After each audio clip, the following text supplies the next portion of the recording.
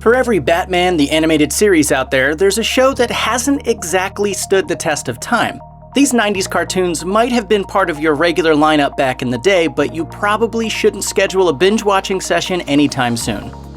There was a period in the 80s and 90s where a ton of Teenage Mutant Ninja Turtles ripoffs permeated the zeitgeist. From Battletoads to Biker Mice from Mars, plenty of creators tried to replicate the formula of taking animals and turning them into buff, anthropomorphic warriors.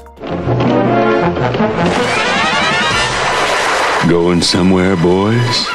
One of the most egregious examples of the trend was Street Sharks, which ran from 1994 to 1997. The premise is absurdly simple and simply absurd. Four regular American genius teenager brothers are forcibly transformed into humanoid fish courtesy of a gene slammer. Thus, the titular Street Sharks are born, and they spend their days battling monsters in the streets of Fission City. The whole thing feels like one of those ideas that was designed to sell toys more than actually create an enjoyable television series. That's because, well, it was. You're in my control.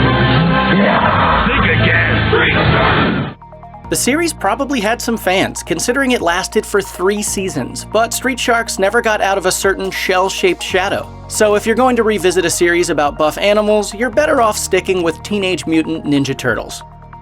Iron Man is now a household name thanks to his prevalence in movie theaters over the last decade. Starting with the 2008 blockbuster, Tony Stark went on to become the central figure of the Marvel Cinematic Universe. But before Robert Downey Jr. made the character a household name, most people only knew Iron Man from his short-lived and critically panned cartoon series from the 90s. After the success of the X-Men cartoon, Marvel was wanting to expand their lineup. The result was the Marvel Action Hour, which aired shows such as Iron Man and Fantastic Four. But in case you were thinking of looking more into Iron Man's origins, there's no reason to bother with this show. The storylines are overly dramatic and confusing, with little explanation given for why characters are in certain situations. Also, Tony Stark has a terrible mullet. When you see it, you just can't pay attention to anything else on screen.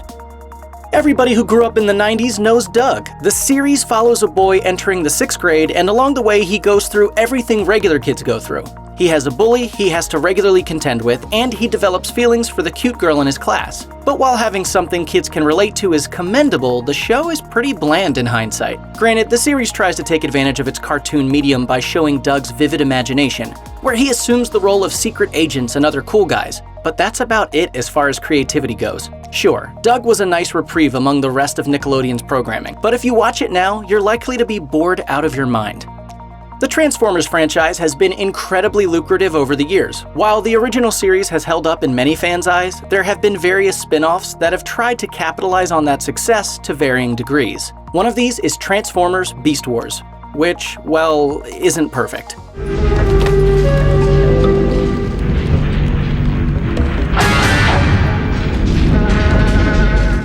Watching it today, the biggest problem with the series is clearly the CG animation. It was a new technique in the 90s when the show first aired, and a lot of viewers probably saw the show as state-of-the-art. On one hand, it's understandable that Beast Wars doesn't look great today. On the other hand, there are other Transformers cartoons that essentially feature the same stories with better visuals.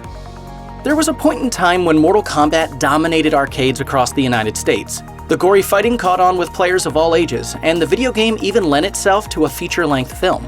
However, when the creators tried to follow up that success with Mortal Kombat Defenders of the Realm, it just didn't work at all. For starters, the cartoon series featured characters that were in Mortal Kombat 3, which was noteworthy for leaving out several popular characters from earlier in the series. Additionally, the show was geared toward young children, so it couldn't be anywhere near as violent as the games. Much has changed since the last Mortal Kombat tournament. Granted, this was all part of a trend in the 90s when studios took R-rated properties and turned them into children's cartoons. Just look at RoboCop and Toxic Crusaders. Well, hi, little fella. Why, you're a cute little blob. Just like most of those, Defenders of the Realm didn't work for kids or adults. Released in 1994, The Mask was an incredibly popular movie that followed Jim Carrey as a timid banker named Stanley Ipkiss, who would turn into a larger-than-life trickster at night after donning a magical mask. 1 year later, Hollywood tried to capture lightning in a bottle twice by producing an animated series about the character. It makes sense that people still love the cinematic version of The Mask, as Jim Carrey is a lot of fun to watch and incredibly funny. The movie also works because it's only 101 minutes in length, which is just about enough time to not get sick of Carrie's shtick. That's not the case with 54 episodes of this animated series, where Ipkiss quickly gets too annoying to bear. But hey, it's still better than Son of the Mask.